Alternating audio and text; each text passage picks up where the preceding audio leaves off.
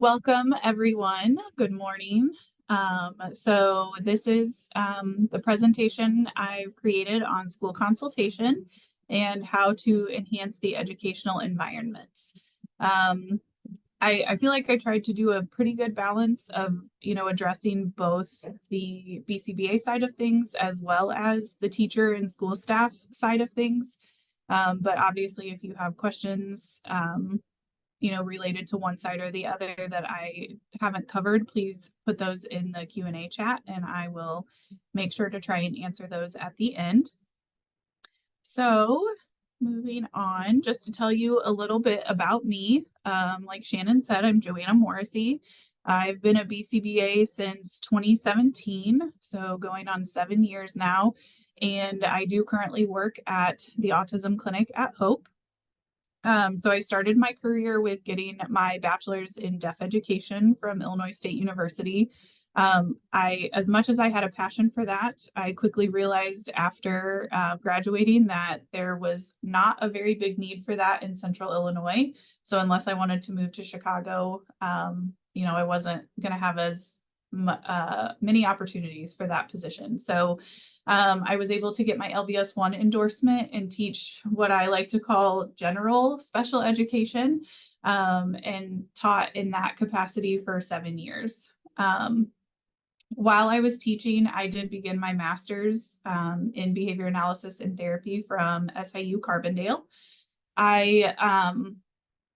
Just through working in the special education classroom, I had mostly cross-categorical classrooms, so I had a lot of students with a lot of different disabilities, and was just able to see the struggles that I had as a teacher and just not knowing exactly how to work with them and get through some of their behaviors and different things. And I wanted to know more. I wanted to figure out how to work with those kids with the more intense behaviors.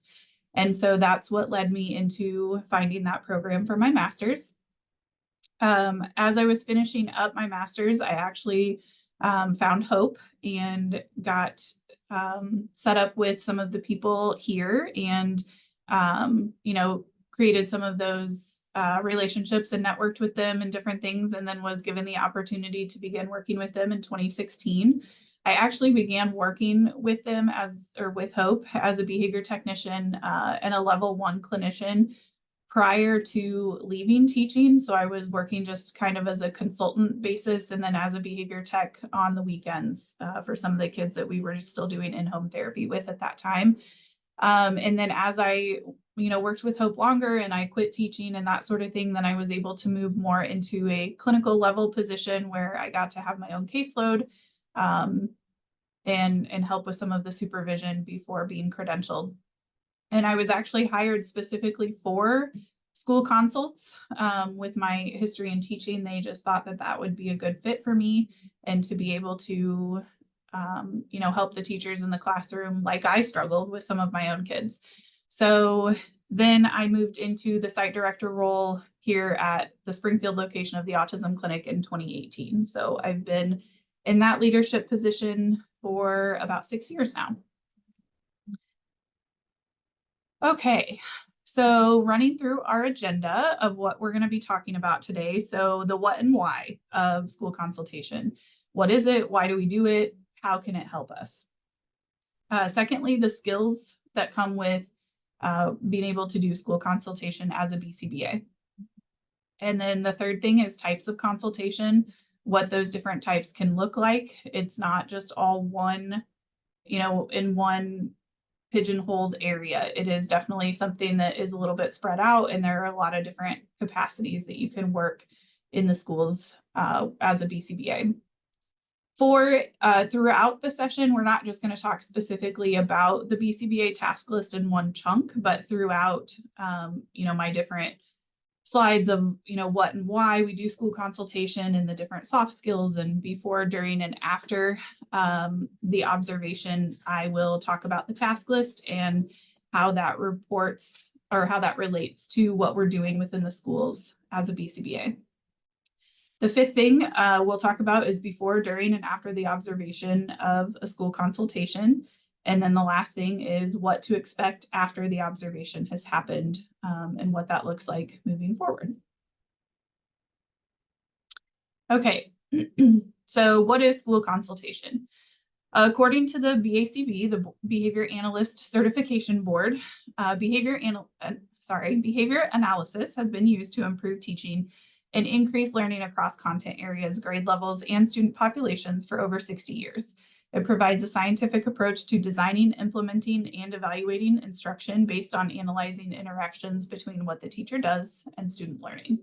So to me, that is a very broad definition of what school consultation is, for a BCBA and for a teacher. So I, below that added in my own things of that this can also include training programs for staff and creating individualized interventions for learners who are exhibiting those problem behaviors and who may be struggling with skill acquisition in the classroom as well.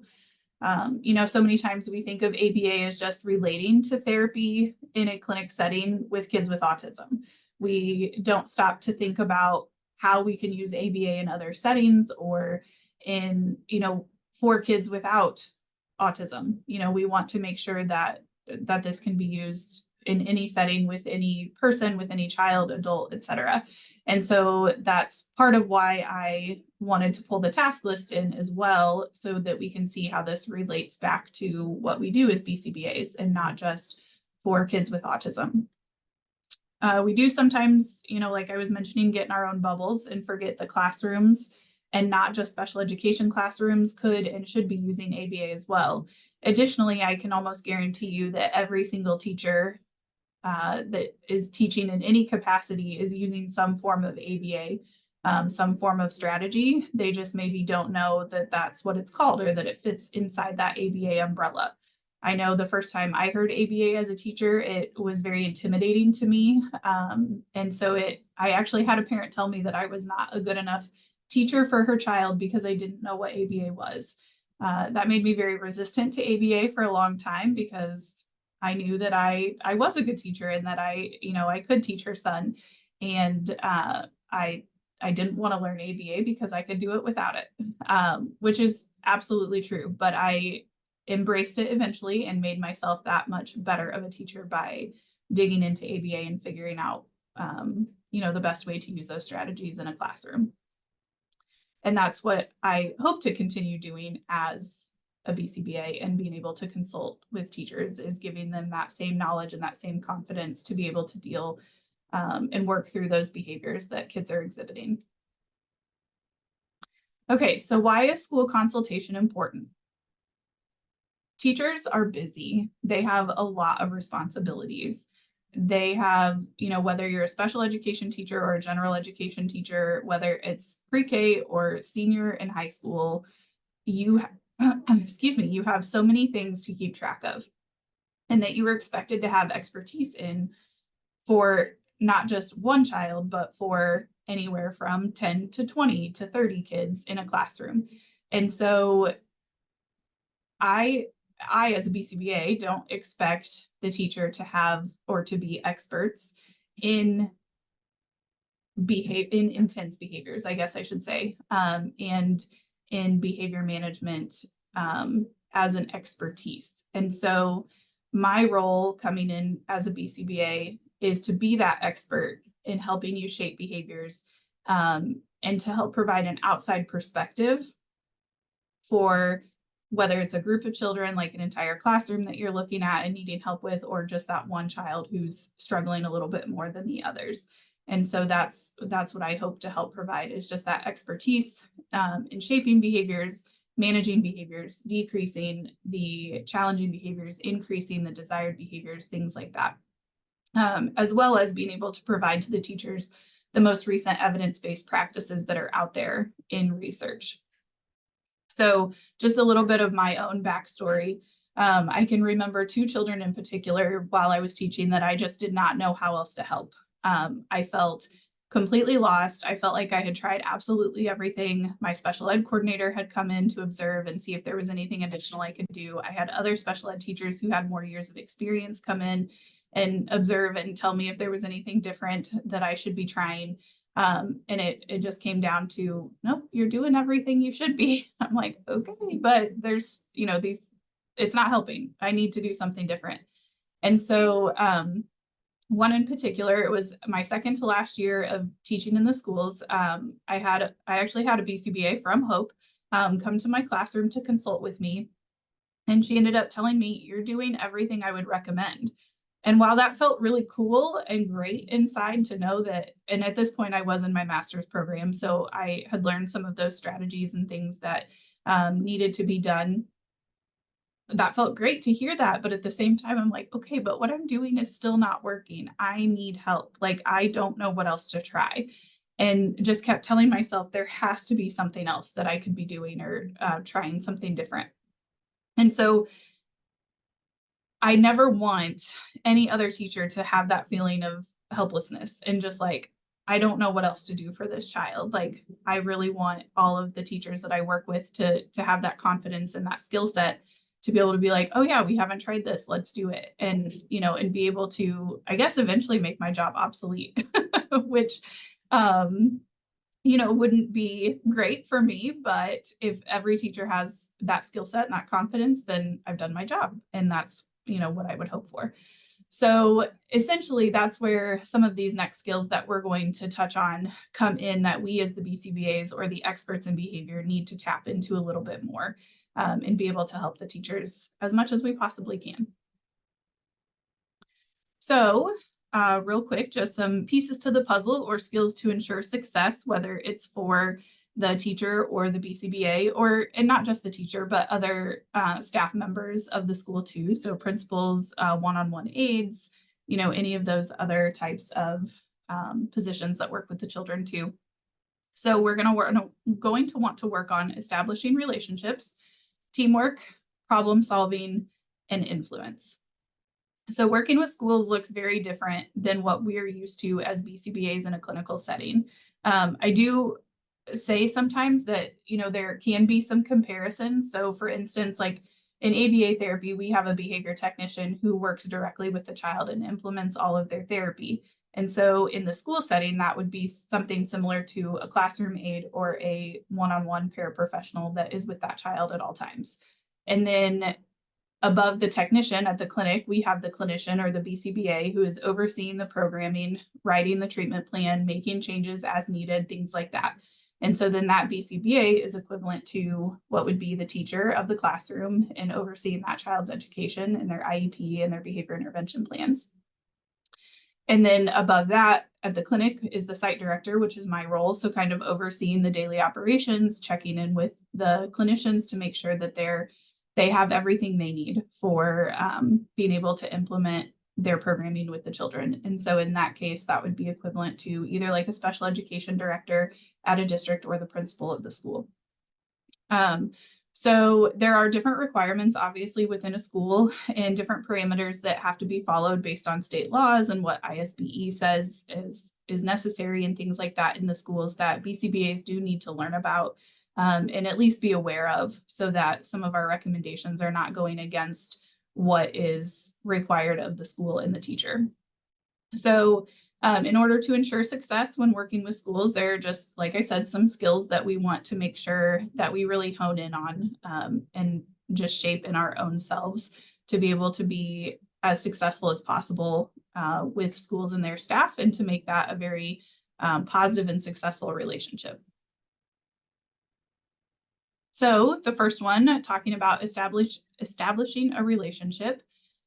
It can be difficult for teachers in the first place to even admit that they need help with a student. I know at least for me it was, I wanted to be that teacher that just knew how to do everything, didn't ever need to go to the principal or to their mentor and ask for help, and could just figure it out on their own.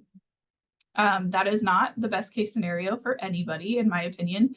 And you want to be able to have that, one, the skill of being able to go to someone else for help, and two, to feel comfortable enough to do that. So, being sensitive about asking for help in the first place. And then you find out after you've asked for help, you're going to have an expert come onto your turf or into your classroom and tell you what to do, is the perception that I feel like a lot of people have sometimes of BCBAs coming in. And so just like kids struggle to learn from people they don't like or that they don't respect or don't have a good relationship with, no adult, no teacher, no principal is going to want to take advice or want to collaborate with someone that they don't have that same kind of relationship with and that positive relationship. So we want to make sure that we are doing that to the best of our abilities. And so this is a big piece as to why establishing a relationship is so important. So in order to establish that relationship with the teacher, the principal, the aide, whoever it may be that you're working with, you want to make sure that you're building rapport, listening to and validating staff concerns, know what the staff's priorities are for the child. So asking that of them, in that first interview or in that first conversation about the consultation. Show the staff trust, show them that they can trust you. You're going to call when you say you're going to call. You're going to email when you say you're going to. You're going to respond in a timely manner to calls or emails about what's going on. You're going to show up when you say you're going to, unless there's an urgent, emergency or something like that where you can't. And in that case, then communicating with them as quickly as possible that you're not going to be able to make it that particular day. So just following through and really building that trust is important. Setting expectations for the process. Make sure to let everyone know what this is going to look like. They don't want to just be blindsided when you come in. I feel like a lot of people expect me to like jump in the first day and start giving feedback and telling them how to do things differently and that sort of thing. And that is absolutely not my process for school consultations. And so I like to let the teachers know that ahead of time so that they don't expect that and they aren't, kind of blindsided by what I am doing in that moment. And so then the last thing too for establishing a relationship is offering choices with the recommendations that you end up providing to the staff for the child's interventions. Sometimes what works in a clinic setting when you have one adult to one child is not going to work in a classroom setting where there are anywhere from 5 to 30 kids in a classroom. And so we have to remember that as BCBAs to make sure that we remember that for the teachers so that we can give them those choices and try and tweak things to work best for them in their environment and how they have to complete their job as well. Okay, so moving into the next one is teamwork. Teamwork makes the dream work. I say this a lot, and I'm sure people get tired of hearing it from me at my job, but this is something I do fully believe and is important. So remembering that this is not a one-man show, that we as the BCBAs are not going to come in and solve everything. Like I mentioned, there are a lot of different things, factors that play into, teaching in a classroom and being able to manage the behaviors in a classroom setting versus having one-on-one therapy time at a clinic. And so that's the biggest thing, is making sure that we recognize that and can come up with different things that will work for every situation. The school and the teacher, aides, etc., are the experts on the child that we are coming in to help with. And additionally on the environment being consulted in. So this means they know if an intervention is feasible for implementation and if it's something that's going to work or not. Now, I'm not saying that they shouldn't try something new and they shouldn't be willing to do that, but initially, if it has to do with the child specifically or the environment and they give you concerns, we need to make sure to listen to that and then figure out ways we can tweak it to make it work. Remembering that the teacher, and again, I've mentioned this several times at this point, the teacher has up to potentially 30 students in a classroom to manage, as well as that one who needs some extra special attention. And so, they are one person trying to maintain a classroom of 30 students. And so they are not always going to have time for that one-to-one time, with that just one student that we're there to help with. So we need to adjust our expectations as well. It's going to take a village, just like they say that for parenting, that it takes a village to raise a child. It's going to take a village to help, shape and manage the behaviors of this one child that we're helping with. And so it can be a matter of, if there is even one team member who is not on board with this particular intervention, it's probably not going to work, or it's probably not going to be successful, because if they don't have complete buy-in from you, then they're not going to implement it correctly. Maybe not intentionally, like it's not like they're out to sabotage it, but it's just like, well, this isn't going to work. So I don't need to listen completely, or I don't need to know how to implement this, or whatever it may be. So those are some important things to remember as well. And then remembering too that everyone is here for the success of the child. That's why they've called you in. That's why they've asked you to come help and consult on this particular child. And so we want to make sure that that is our focus. Gaining buy-in, like I mentioned, is important. Making sure that everyone is on the same page with the intervention and that they understand how it works and what is expected of them from their end of things. And then the last thing for teamwork is checking in regularly, making sure to not, just tell them how to do something and then ghosting them. We need to make sure that we are following up with them, making sure that they're comfortable with the implementation, collecting the data if needed to graph it, and make sure that everyone is collecting the data and that we're seeing progress. And if we're not seeing progress, obviously, then we need to adjust the intervention as well for that child at that time. Okay, so the next skill that I like to make sure that we all have is problem solving. And so this is where my story of that one kid that I felt like I didn't know what to do with, I didn't know how to adjust things. And the BCBA also said, you're doing everything I would recommend. That's where I needed the extra support. And I needed the time to sit down with the team and say, we've got to come up with something. I need to problem solve this. Let's think outside the box. Let's figure out something. And even if it doesn't work, that's okay. But at least we're trying something different than what we've been trying. I was ready to be hit with any other solutions that could possibly work and talk through, the pros and cons of them and figure out why it won't work, and if there's something we could change or adjust to make sure it worked, and those sorts of things. So this was where I needed that extra problem solving skill, not just for me, but from the BCBA and from my principal and my special ed director to help with those as well. And so problem solving includes critical thinking, decision making, creativity, and information processing is a big part of all of the problem solving component. And so we want to make sure that we're not just him-hawing around, we're making firm, quick, and it doesn't even have to be quick, but decisive decisions and laying those out there, but that we're thinking critically about the intervention and whether or not we see any issues with it. And if we do see issues, let's creatively think about how we can change that or adjust it for the child. And then again, just processing all of that information and making sure that everyone understands the process and the intervention and that they feel comfortable implementing it with the child too.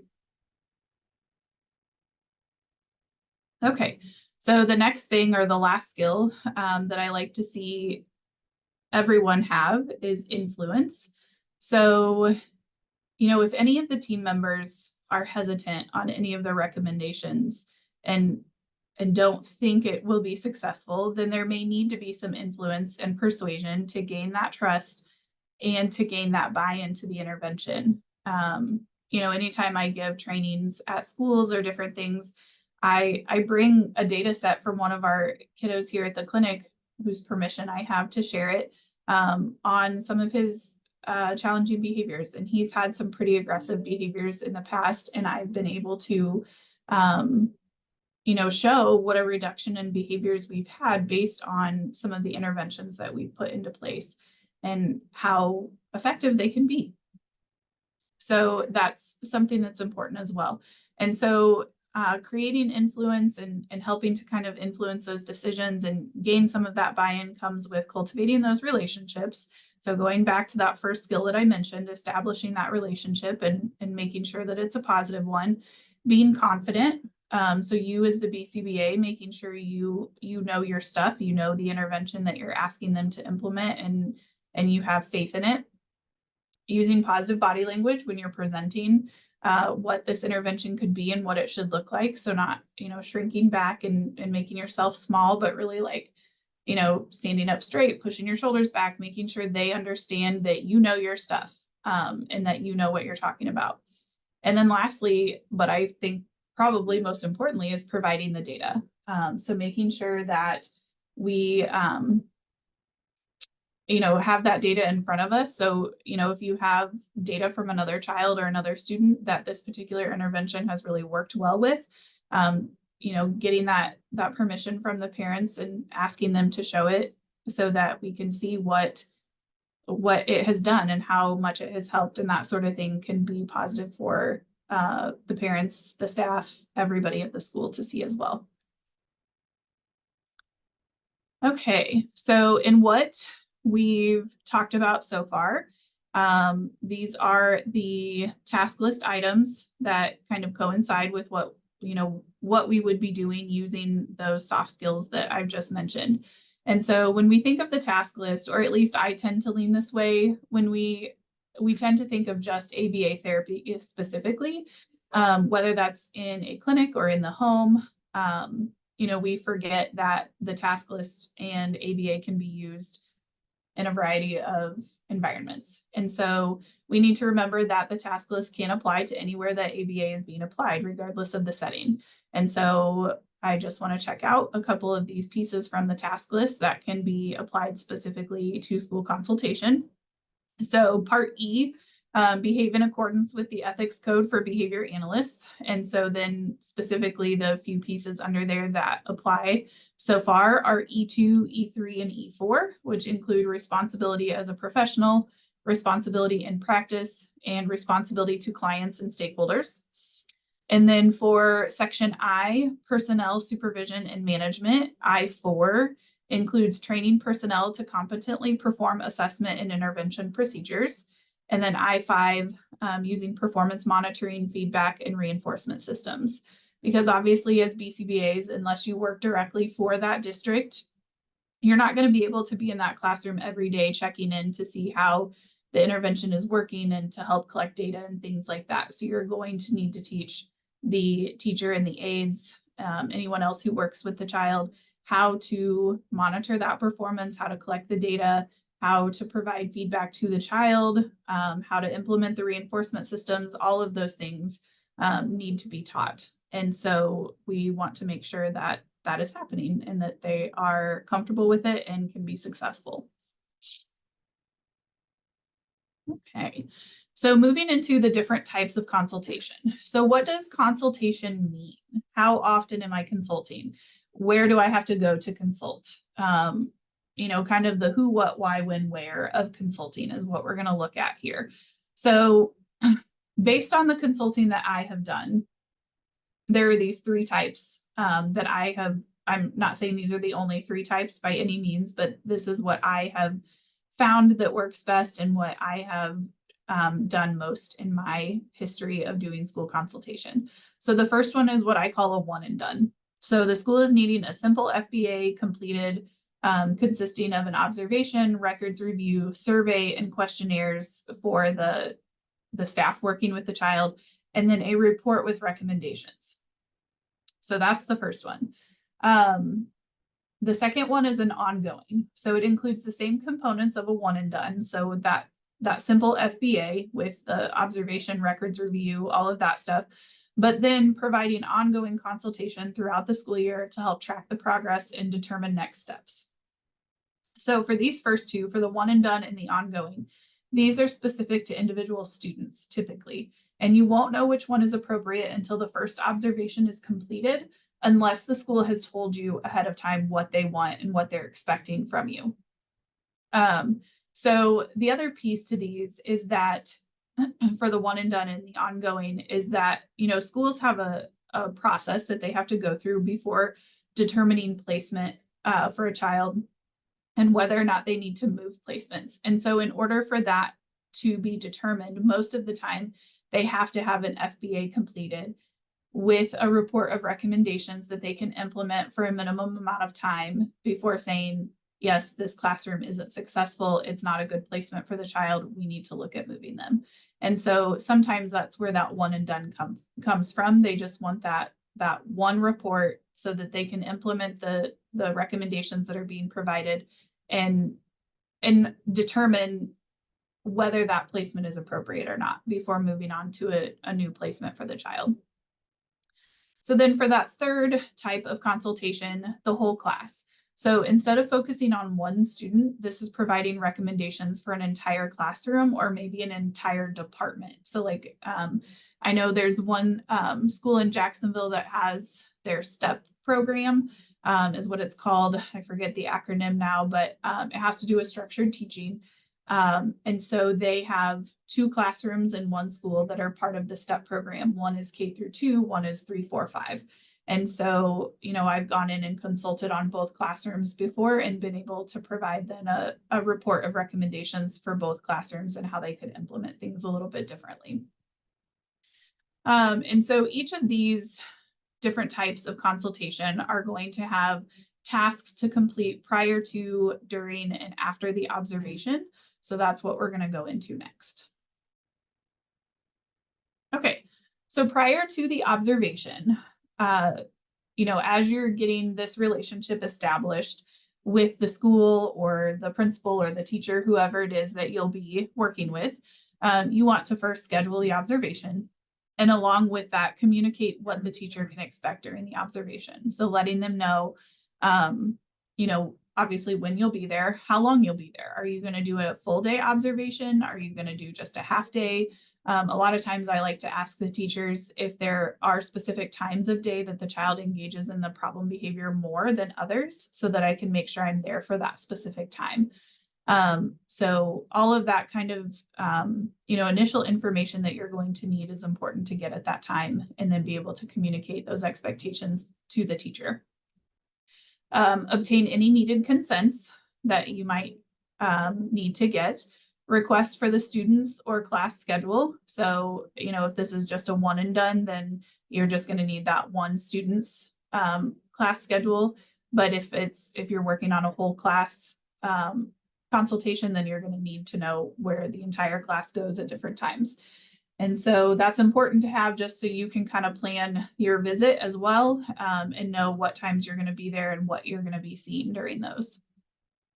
Send any surveys or questionnaires to the teacher, aide, principal, etc. Whoever works the most with the child and you feel like you can get the most accurate information from is who you want to send those to.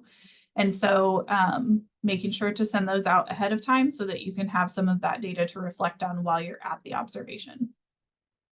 And then request for any student documents that you might need to review as well. So this can include any data that's been taken, access to their IEP so that you can review what has already been tried and what is currently in place and anything else they might have. So if there are some health records that might make sense for you guys to know about, as you're doing this consultation, then you might need that as well. But I typically health stuff is also included in the IEP. So hopefully you would already have that as well.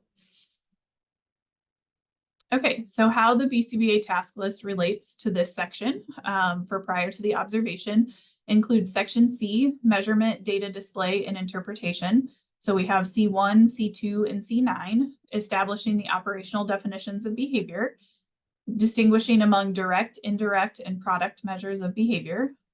And then lastly, C9, select a measurement system to obtain representative data given the dimensions of behavior and the logistics of observing and reporting.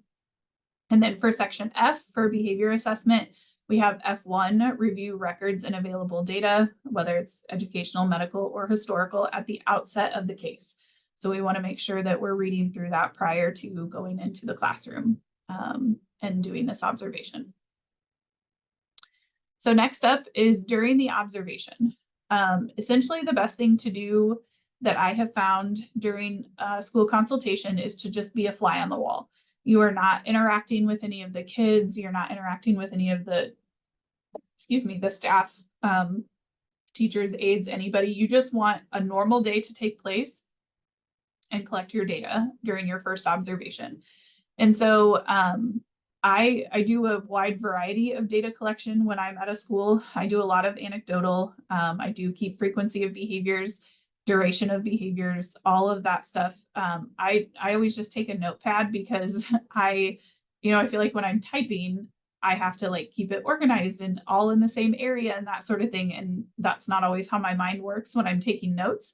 And so I just take a notebook and handwrite everything that's happening. And so I may have, half of my page may be split at the bottom, it's got like all of the frequency behaviors and different things I've seen, but then I'm taking anecdotal notes at the top, and you flip to the next page and it's flipped, and I've got the frequency or the duration at the top, and then my anecdotal notes at the bottom. I'm just kind of all over the place and take the notes as they come up and as they're happening throughout the day. And then that way I can go back, at the end of the observation and pull everything together in a neat, tidy report, so that it makes sense. But collecting the data, obviously that piece of it could be whatever fits you best, and how best to collect that for yourself.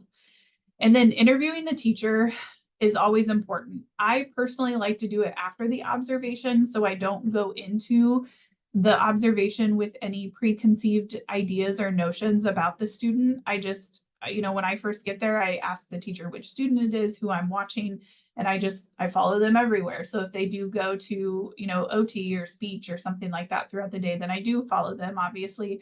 But I don't want to have any of those preconceived things in my mind before I go into an observation. So I try and do the teacher interview after the fact. I will let the teacher know ahead of time that, like, hey, after my observation wraps up, I'd like to sit down and chat with you for a few minutes. So whether that means the school has to get them a sub, or they can, have the students do an activity by themselves briefly while we chat. And then I have done phone calls after the fact too, or a virtual call, Zoom, Teams, whatever may work for them, just to get kind of a better understanding of like what I saw that day. Was that normal, or is this a better day, a worse day than what they normally have? Talk to me about different types of strategies that you've tried. At this point, if I've come up with questions from the IEP or any data that's been collected and I've reviewed ahead of time, then I will ask my questions about that at this time as well. So that's all during the observation. And then pieces of the task list that fit into during the observation, we have section C, measurement, data display, and interpretation. So at this time, we are starting to measure the data. So occurrence, whether it's count, frequency, rate, percentage. C4 is measuring that temporal dimensions of behavior. C5, measure form and strength of behavior, and C6, measuring trials to criterion.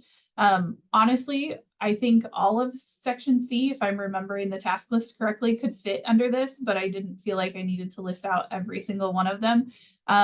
So, as you're doing observations, you're the types of data you're collecting and what you're looking for is going to vary based on the child and what behaviors they're engaging in,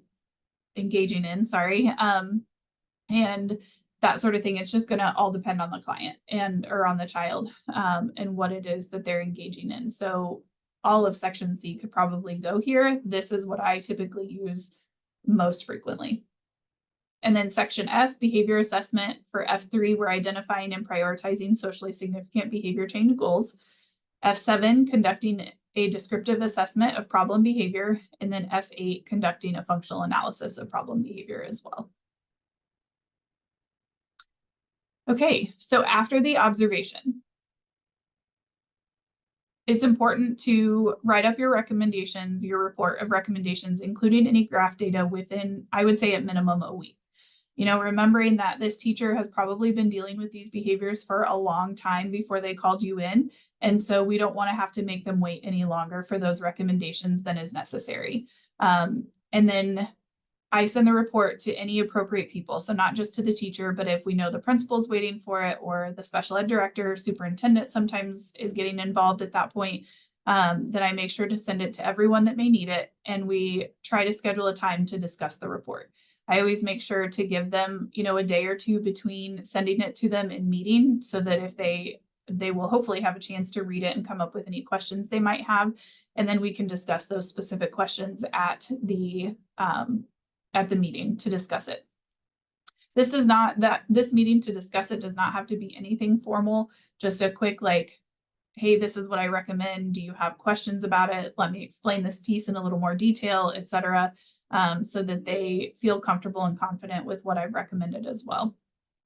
And then potentially they may have you attend the IEP and present the results of your report at that IEP, so that the parents can hear it as well, and any other team members that maybe weren't, part of the initial observation or consultation. So this is what happens after the observation. And so then the BCBA task list pieces that work here are C, measurement, data, display, and interpretation. So C10, graph data to communicate relevant quantitative relations. C11, interpret that graph data. F for behavior assessment. F9, interpreting functional assessment data. And then section G is behavior change procedures. So G1, using positive and negative reinforcement procedures to strengthen the behavior. G2, use interventions based on motivating operations and discriminative stimuli. G9, using discrete trial, free operant, and naturalistic teaching arrangements. G14, use reinforcement procedures to weaken behavior. G21, use procedures to promote stimulus and response generalization. And G22, use procedures to promote maintenance. And again, section G, the same as section C, I could have probably listed everything under section G and said that like, yeah, you'll use this in school consultation. But these are the ones that I feel like I use and recommend most frequently. Doesn't mean by any means that I don't, go outside the box and use some different ones that are listed under there. But these are the main ones that I feel like I have pulled the most from. Oh, and see, we have even more for the for after the observation. So we're moving into section H, selecting and implementing interventions. So basically H1 through H9 on the task list are listed here. I won't go through and read all of them individually. You guys, I'm sure, have access to the task list and know most of them, but monitoring client progress and treatment integrity is important as well. And we'll talk about that in a little bit more detail because like I said, with the one and done, they don't always want that ongoing. But identifying potential interventions based on assessment results and the best available scientific evidence. So making sure that we're providing, best practices there. Recommending intervention goals and strategies. Selecting an acceptable alternative behavior to be established for the challenging behavior that needs to be decreased. All of those others, collaborating with others who support and or provide services to clients. These are all very important that we want to make sure that we're following through on. Okay, so for after kind of an additional after the observation of a one and done, like going into breaking down each of these into the other categories, most likely you're going to attend the IEP and discuss the results of your report. And that's probably going to be your last interaction with the school. And you won't, need to do any follow-up or anything like that. And this is because, and I kind of mentioned this previously, schools have certain procedures and policies in place that they have to follow regarding a child's placement. And so there are times that they're just looking for that one-time consultation, that they're going to get your recommendations, they're going to implement them, determine whether or not they're successful, and if the child can stay in their current placement or if they need to move to a different placement that would be more beneficial for their education. So additionally, if the school has the resources to implement the recommendations themselves, but just needed ideas of those additional strategies to try, then they're not going to need ongoing consultation. They will just plan on implementing those interventions and those recommendations themselves instead of having that coaching ongoing throughout the school year. And I see that a lot more in the bigger districts that I've consulted with. The bigger districts tend to have more resources and people that they can pull from to help implement some of those interventions. It's usually some of the smaller districts that want some of that ongoing consultation. And that's what we'll talk about next is after the observation for ongoing. So, after the observation, you're at the IEP, you've written your report, everyone's seen it, knows what's going on, and it is decided at that IEP if consultation will be ongoing. So at this point, if they're saying yes, obviously, that they would like you to continue consulting with the child or with the class. And so one decision you do as the BCBA have to make is determining the number of minutes per month that consultation will be provided for that child. And it may not always be per month because every district does it differently. So they may do per week, per trimester, per semester, however they figure their minutes for the IEP is how you'll want to figure it. And I usually make my recommendation of what I think is appropriate and then ask for the IEP team to give me their input on whether or not they think that's enough, or if they need less, whatever it may be. So with your ongoing consultation, this is going to be similar to tracking the progress of a client at your clinic that you're used to working with one-on-one. The only difference is going to be that you're not going to be there day in, day out to be able to check in on that child at any time. So you're going to have to rely heavily on the teacher and the aides to be collecting the data consistently and accurately, and then being able to come back and, make decisions based on that data and know what needs to happen next. So you're going to be reviewing data and determining what changes may need made based on how the data is going and what things are looking like. You will continue to attend IEP meetings as scheduled throughout the year. This year, I've had a kiddo I've been consulting with all school year. I'm pretty sure at this point we've had, I think honestly, today was probably our 5th IEP meeting that we've had this year. Parents are very adamant and excited to see him move on from the special education classroom. And so they want to make sure that we're, doing all of the steps that we have in place to make sure he meets that goal. And so we have been, working diligently through that this school year. And then you'll want to continue having ongoing meetings with the school staff. So these aren't necessarily the formal IEP meetings, but just meeting with the staff, making sure that they don't have additional questions that have come up about how to implement things, making sure that they fully are on board with everything that you're implementing, and reviewing any data that might look weird or wonky. Obviously keeping up with them on days that kids are in school and days they're not, all of that stuff. So when scheduling ongoing consultation, just kind of a quick tip is I try to vary the days and times of the days that I'm there so that I get to see a variety of the student's day. And I do also try and focus in on those days and times that are harder for the student than others. If I go and they're in PE, lunch, and recess, I'm not really, if those are preferred times for them, I'm not really going to see some of that challenging behavior that they need the extra help with. And so, I try and switch it up, make sure I go at reading and math, or, if they go into the general education classroom for certain times, I want to make sure to see that as well, so I can see how they're performing in those other areas.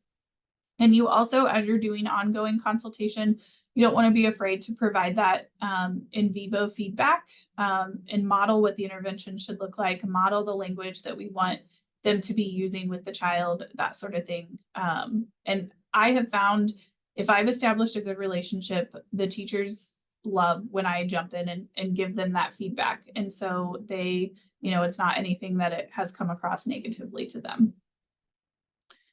Okay, so after the observation for a whole class situation, there's typically no IEP to attend. At this point, you would write up your report, send it to the appropriate people, and hopefully schedule a meeting with the school staff to discuss your recommendations and to explain anything that may be confusing or just need that extra explanation. And then they typically have asked me at this point to provide trainings to the staff that work within those classrooms. And sometimes for teachers that don't work within those classrooms too, just so if they see something kind of weird looking happening in the hallway or in passing by a classroom, they'll know like, oh, that was, something that they decided to implement from this, person that came in and consulted. So this is also a good time to provide that in vivo or in situ trainings, making sure that you are giving them that feedback in the moment so that they know they are providing it accurately. And then this could be an ongoing consultation, just dependent on the school's needs and their requests, and how they feel like it's going after that initial training. They may want you to still come back and do some additional like in the moment feedback type things and just check-ins throughout the year as well to make sure everything is going smoothly. This one, the whole class one, really is just a lot is dependent on the district and the school itself that you're working with. So in summary, school consultation is important. It is a big piece that I think every school should have. I would love to see every district in Illinois have a BCBA on staff. I think that's dreaming, but eventually, hopefully we will get there. Establishing relationships is so important. Teamwork makes the dream work. Problem solve as a team when nothing else seems to work. Make sure that we are, staying together and communicating what works and what doesn't and what needs changed and implemented differently for the success of the child. And then use the data to drive and influence the decisions as much as you can. When you have that data, the proof is in the pudding. You can't alter the data. You can't change what is actually happening. And so when you have that, it helps people have a little bit better understanding of what's going on. So that is my presentation on school consultation and enhancing those educational environments. I don't think I saw any questions pop up in, one. Nope, just Shannon letting us know. Okay, to put any questions. So I didn't see any questions pop up there, but if you guys do have any questions, please feel free to email me. Yeah, school consultation is a big part of my job that I love very, very much. And I'm passionate about. So I'm definitely willing to help anyone or talk anyone through that would like some additional information.